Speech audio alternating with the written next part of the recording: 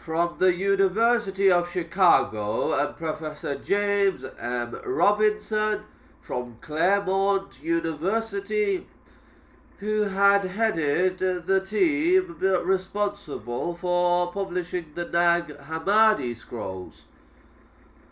Two resolutions were produced. First, that a facsimile edition of all hitherto unpublished Qumran fragments should be issued immediately. A necessary first step in throwing the field open to scholars irrespective of point of view or approach, and second, that a data bank of AMS carbon-14 results on known manuscripts should be established to facilitate the future dating of all previously updated texts and manuscripts, whether on papyrus, parchment, or codex, or any other material. None of these resolutions, of course, either from Mogilani or from Long Beach, was in any sense legally binding. In the academic community, however, and in the media, they carried considerable weight. Increasingly, the international team were finding themselves on the defensive. Furthermore, they were beginning, albeit slowly, to give way. Thus, for example, Milik, while the public battle raged quietly, passed over one text, the very text Eisenman and Davis had requested.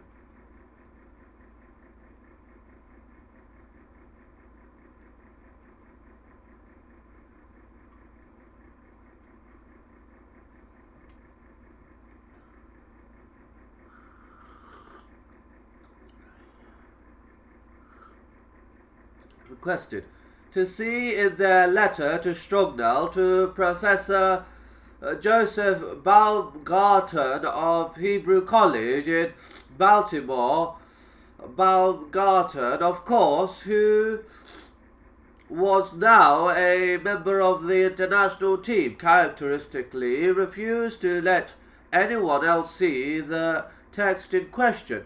Neither did Strugnell, who, as head of the team, was supposed to authorize and supervise such transactions, bother to inform Eisenman or Davies what had occurred. But the mere fact that Milik was handing over material at all reflected some progress, some sense that he felt sufficiently pressured to relinquish at least part of his private fiefdom, and with it some of the onus of responsibility.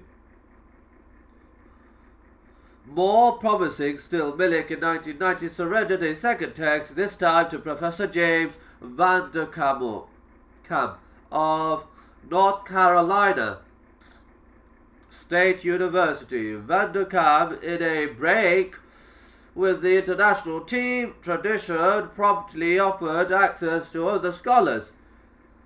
I will show the photographs to anyone who is interested in seeing them.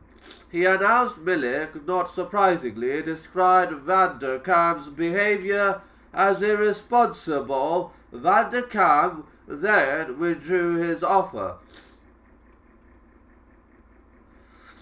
An important role in the campaign to obtain open access to the Dead Sea Scrolls was, as we have already indicated, played by Herschel Shank's journal, Biblical Archaeology Review.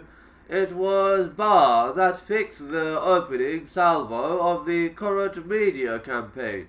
When in 1985 it published a long and hard-hitting article on the delays in releasing Qumran material, and when Eisenman obtained a copy of the computer printout listing all the fragments in the international team's possession, he leaked this document to Barr. He thus furnished Barr